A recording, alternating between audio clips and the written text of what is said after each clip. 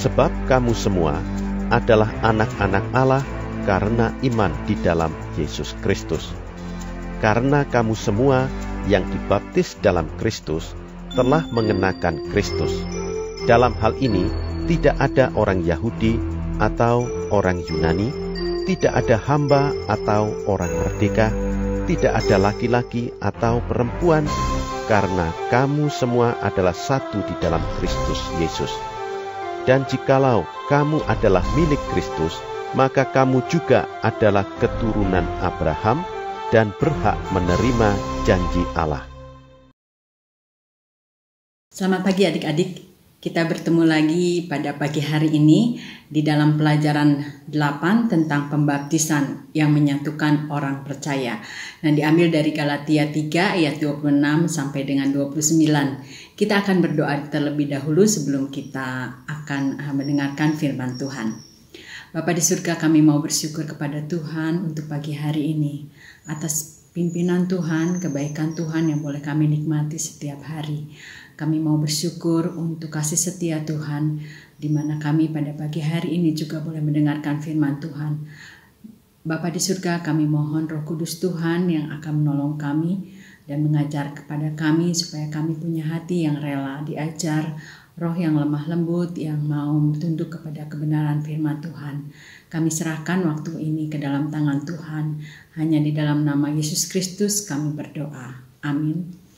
Adik-adik tahu tentang wasiat bukan? Adik-adik ada yang tahu tentang arti kata wasiat? Ada yang tahu? Oke. Nah, wasiat itu adalah biasanya ditulis sebelum seseorang itu meninggal, ya. Nah, biasanya wasiat itu adalah merupakan satu janji yang ditulis secara rinci dan kemudian akan dibuka setelah orang itu tiada. Itu biasanya disebut dengan wasiat. Nah, wasiat ini tidak dapat ditambah. Kata-katanya tidak dapat ditambah atau tidak dapat dikurangi. Nah, demikian juga dengan yang dimaksud oleh Rasul Paulus di dalam pembacaan kita di dalam Galatia ini, bahwa Tuhan Yesus juga punya wasiat bagi kita sekalian, yaitu ketika dalam perjanjian lama dikatakan bahwa akan ada seorang juru selamat yang akan datang ke dalam dunia ini. Dan kita tahu bahwa itu digenapi di dalam diri Yesus, bahwa janji Allah itu tidak pernah berubah, tidak bisa ditambah dan dikurangi. Dan itu terbukti di dalam kitab perjanjian baru di dalam diri Yesus. Dia sudah datang menebus kita dan disalib bagi kita dan menebus dosa kita dan kita diselamatkan. Nah, di dalam Galatia pasal 3 ayat 26 sampai 29 katakan di ayat 26, sebab kamu semua adalah anak-anak Allah karena iman di dalam Yesus Kristus. Kita yang sudah beriman di dalam Yesus Kristus disebut sebagai anak Allah karena kami semua yang dibaptis dalam Kristus telah mengenakan Kristus. Jadi artinya kita yang sudah percaya beriman kepada Yesus Kristus kemudian melakukan satu upacara yang disebut upacara pembaptisan. Nah, setiap orang yang percaya kepada Yesus itu harus dibaptiskan sebagai satu lambang. Nah, lambang itulah yang mempersatukan kita sebagai anak-anak Tuhan. Nah, kita melihat di sini bahwa dalam ayat-ayat ini Paulus membahas pasal 3 ayat 1, kalau kita melihat di sini dia berkata dengan cukup keras kepada orang-orang Galatia, dikatakan, hai orang-orang Galatia yang bodoh, siapakah yang telah mempesona kamu? Bukankah Yesus Kristus yang disalibkan itu telah dilukiskan dengan terang di depanmu? Kita melihat di sini Paulus sangat keras menegur orang-orang Galatia yang ini adalah Paulus hanya menyadarkan bahwa tidak ada seorang pun yang bisa mempesona kecuali Yesus Kristus yang sudah mati bagi kita sekalian. Dia mengajak orang-orang Galatia menyadari itu.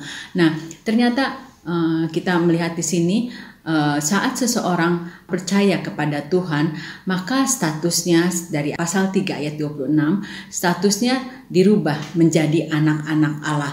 Nah, seseorang yang sudah menjadi anak Allah kemudian dibaptiskan, melakukan upacara pembaptisan di dalam nama Yesus Kristus yang melambangkan bahwa dia sudah meninggalkan hidupnya yang lama dan mengenakan Kristus di dalam kehidupannya yang baru. Nah, saat seseorang dibaptis itu dalam Kristus, maka mereka pun menyatakan bahwa hidup mereka bukan mereka asal lagi, tetapi Yesus Kristus yang hidup di dalam diri mereka, dan mereka harus hidup bagi Tuhan. Itu arti baptisan yang kita sudah pelajari sebelum ini di dalam pelajaran 1 sampai dengan pelajaran 7 kemarin. Hal-hal seperti itulah yang sudah kita pelajari. Nah, statusnya sebagai anak-anak Allah bukan tergantung, kita tahu bukan tergantung dari siapa kita, tetapi statusnya sebagai anak Allah adalah sudah adik-adik dan saya sudah menerima Tuhan Yesus sebagai Tuhan dan Juru Selamat, dan kita sebagai anak-anaknya menerima janji-janji Allah. Nah, adik-adik, kesimpulannya apa? Paulus dari ayat-ayat ini, dari ayat 26 sampai 29, Paulus hanya ingin menekankan bahwa perbedaan rasial, yaitu Yunani atau Yahudi, perbedaan agama, apakah disunat atau tidak disunat, perbedaan sosial, apakah itu budak atau bebas, dan akhirnya perbedaan seksual, misalnya apakah saya itu pria ataukah wanita, itu tidak menjadi penghalang untuk semua bisa bersatu. Karena yang menyatukan kita sebagai anak-anak Allah adalah iman kita kepada Yesus Kristus. Kemudian yang menjadi pemersatu kita, iman kita kepada Yesus Kristus, dan kemudian upacara yang kita lakukan, yaitu upacara pembaptisan yang merupakan lambang bahwa kita sudah diselamatkan. Nah, demikian bahasan sebagian besar akan kita dengarkan dari Pastor Alex lebih lanjut lagi dan lebih detail lagi. Adik-adik, sebelum kita mendengarkan firman Tuhan dari Pastor Alex, saya ingin mengajak adik-adik mendengarkan dulu ayat hafalan dari minggu yang lalu, yaitu dari Matius 3 ayat 16. Nah, silakan, ada Ella, ada Nesia yang akan menghafalnya bagi kita sekalian. Silakan. Matius 3 ayat 16, sesudah dibaptis, Yesus segera keluar dari air, dan pada waktu itu juga langit terbuka dan ia melihat Roh Allah seperti burung merpati turun ke atasnya. Matius 3 ayat 16. Matius 3 ayat 16. Sesudah dibaptis, Yesus segera keluar dari air, dan pada waktu itu juga langit terbuka dan ia melihat Roh Allah seperti burung merpati turun ke atasnya. Shalom semua, untuk tambahan pemaparan dari pelajaran 8 buku sekolah minggu LLB kita, saya mengajak kita semua untuk melihat firman Tuhan di Galatia 3 ayat 28. Dalam hal ini tidak ada orang Yahudi atau orang Yunani, tidak ada hamba atau orang merdeka, tidak ada laki-laki atau perempuan. Karena kamu semua adalah satu di dalam Kristus Yesus. Sebentar lagi kita akan melihat bahwa yang dimaksud di sini adalah orang Yahudi dan orang Yunani, imannya dan rohnya menjadi satu.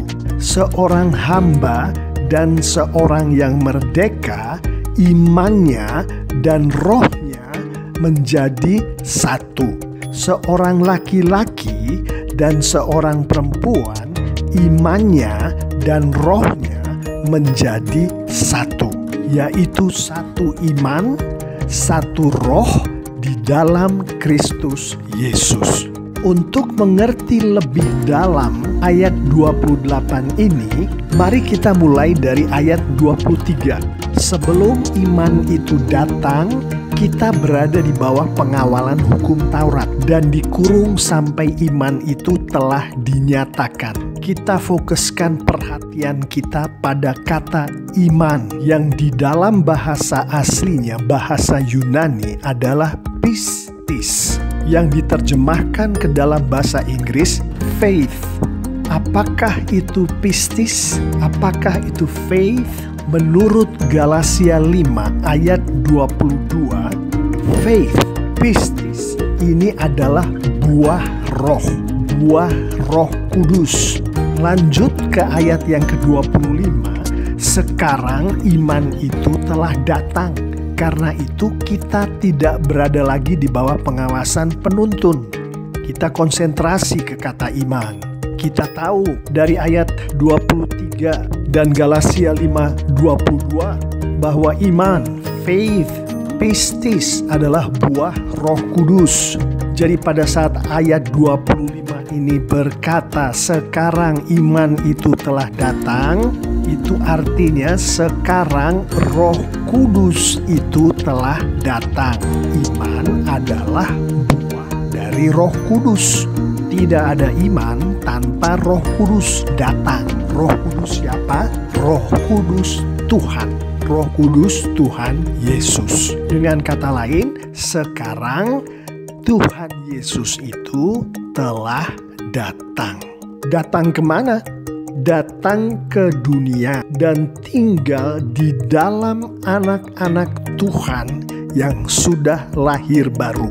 Artinya orang-orang yang percaya pada Tuhan Yesus, artinya orang-orang yang sudah menerima Yesus sebagai Tuhan dan Juru Selamat. Poin besar dalam pembahasan kita ini adalah persatuan, menjadi satu, yaitu dengan Kristus Yesus. Di Roma 8 ayat yang ke-11, dan jika roh Dia yang telah membangkitkan Yesus dari antara orang mati diam di dalam kamu, kita konsentrasi ke kata roh yang bahasa Yunaninya adalah pneuma, dalam bahasa Inggris spirit.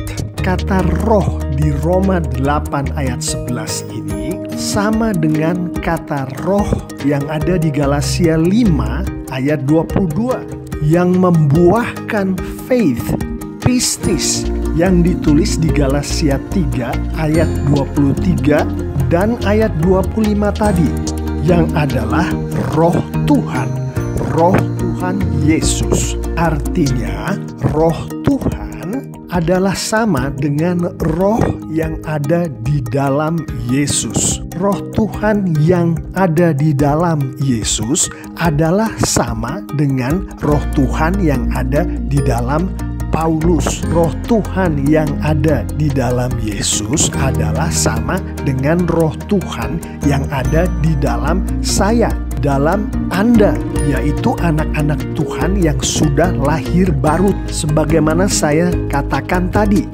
Artinya roh Tuhan yang ada di dalam saya sama dengan roh Tuhan yang ada di dalam Anda, yaitu satu Tuhan, Tuhan Yesus.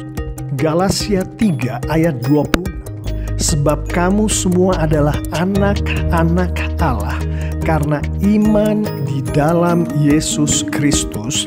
Menjelaskan lebih jauh lagi, kita semua yang adalah anak-anak Allah yang sudah lahir baru memiliki satu iman yang sama, yaitu iman di dalam Yesus Kristus. Lebih jauh lagi dikatakan di Galatia 3 ayat 27, karena kamu semua yang dibaptis dalam Kristus telah mengenakan Kristus. Artinya kita semua anak-anak Allah yang sudah lahir baru mengenakan Kristus yang sama. Mengenakan Kristus artinya Roh Kudus Kristus ada di dalam anak-anak Allah ini. Masuknya Roh Kudus Kristus ke dalam anak-anak Allah ini artinya diselamatkannya anak-anak Allah ini karena dia sudah menerima dan percaya pada Yesus Kristus sebagai Tuhan dan Juru Selamat, dilambangkan oleh baptisan yang sama, yaitu baptisan di dalam Kristus. Yang perlu diperhatikan di sini adalah bukan baptisannya, tapi Kristus Kristuslah yang mempersatukan. Roh Kudus Kristuslah yang mempersatukan satu anak Allah dengan anak Allah lainnya. Galatia 3 ayat 28 lebih memperjelas hal ini. Dalam hal ini tidak ada orang Yahudi atau orang Yunani, tidak ada hamba atau orang merdeka, tidak ada laki-laki atau perempuan, karena kamu semua adalah satu di dalam Kristus Yesus. Artinya iman, pistis, roh, pneuma yang ada di orang-orang Yahudi itu adalah sama satu dengan yang ada di orang-orang Yunani. Yang ada di hamba sama satu dengan yang ada di orang merdeka. Yang ada di laki-laki sama satu dengan yang ada di perempuan. Seluruhnya satu iman, satu roh, yaitu dalam Kristus Yesus. Satu di dalam Kristus Yesus inilah yang dilambangkan oleh baptisan orang-orang percaya. Pada saat anak-anak Tuhan yang sudah lahir baru dibaptiskan, si anak Tuhan ini bersaksi bahwa ia bersatu dengan Kristus Yesus, bahwa dia bersatu dengan tubuh Kristus Yesus, yaitu gereja Yesus. Ayat ini kembali menekankan bahwa yang mempersatukan itu adalah Roh Kristus, bukan baptisannya. Baptisan adalah lambang, baptisan adalah kesaksian. Mari kita tutup tambahan pemaparan pelajaran 8 ini dengan sedikit berbicara mengenai tambahan penerapan dari pelajaran ini. Berdasarkan pengalaman saya sebagai seorang hamba Tuhan, saya banyak bertemu dengan anak-anak Tuhan, bahkan yang rajin ke gereja atau ke sekolah minggu, bahkan yang setia melayani, yang masih belum dibaptis. Untuk itu, tambahan penerapan untuk pelajaran ini, kita semua memperhatikan penerapan berikut, yaitu bagi anak-anak Tuhan yang sudah lahir baru tapi belum dibaptis. Berdasarkan 8 minggu berturut-turut kita berbicara mengenai baptisan, saya berdoa supaya anak-anak Tuhan yang sudah lahir baru yang belum dibaptis ini mau berlutut memohon kepada Roh Kudus untuk membimbing mereka ini untuk dibaptis.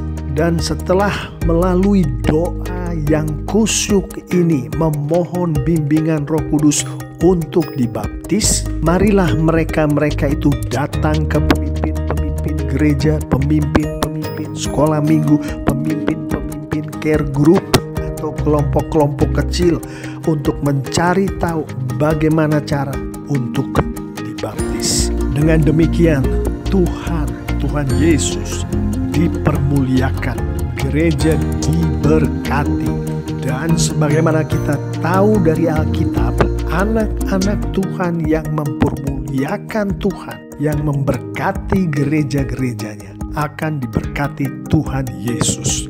Amin. Nah, adik-adik, kita sudah mendengarkan tadi penjelasan dari Pastor Alex. Mudah-mudahan adik-adik boleh lebih mengerti setelah 8 pelajaran kita mengikuti tentang baptisan.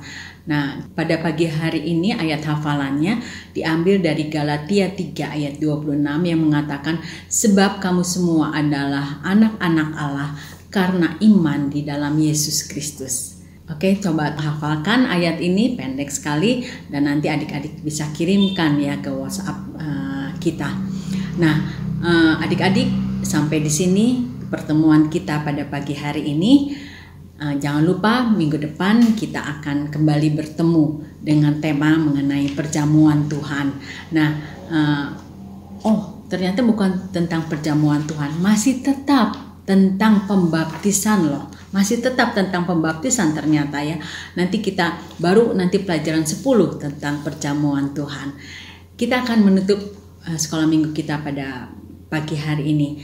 Jangan lupa untuk tetap semangat adik-adik, untuk tetap belajar dengan giat, dan untuk tetap baca Alkitab dan berdoa. Sampai minggu depan kita akan berdoa dulu. Bapa di surga, kami bersyukur kepada Tuhan pada pagi hari ini karena kami boleh mendengar tentang baptisan yang mempersatukan kami. Bapa di surga, kalau ada di antara kami yang belum menerima Tuhan Yesus sebagai Tuhan dan Juru Selamat, biarlah Roh Kudus akan terus berbicara kepada kami sehingga satu saat kami boleh menerima Engkau sebagai Tuhan dan Juru Selamat dan mau dibaptiskan. Kami berdoa Tuhan Yesus, biarlah pernyataan Tuhan bersama dengan kami sepanjang minggu yang akan datang. Terima kasih Bapa, di dalam nama Yesus Kristus kami berdoa. Amin. Sampai minggu depan adik-adik. Bye.